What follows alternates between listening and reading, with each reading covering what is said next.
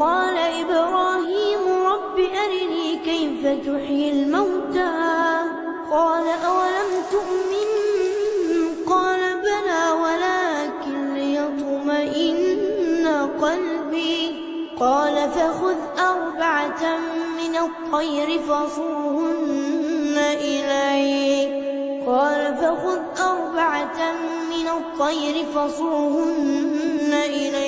ثم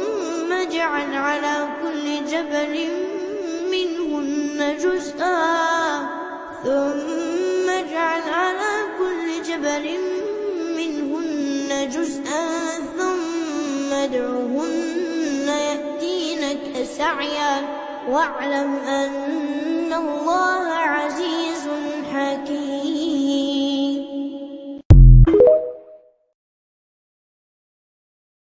سما يا عبد الله سمي يا أمة الله ሕይወት አጭር ናት።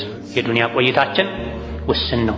እኛ የሰው ልጆች ስንባል ዱንያ ላይ እንግዶች ነን። እንግዳ በእንግድነት ያረፈበት ቦታ ምንም ያክል ቢመቸው ቢያስደስተው ቢያምረው እኔ እንግዳ ነኝ፣ ሌላ ቤተሰብ አለብኝ፣ ሀገር አለኝ፣ ስራ አለኝ፣ ኃላፊነት አለብኝ ብሎ ያማረ የእንግዳ ማረፊያውን ትቶ መሄዱ እንደማይቀረው ሁሉ እኛም ዱንያ ላይ እንግዶች ነንና አንድ ቀን ዱንያን ትተናት መሄዳችን አይቀርም።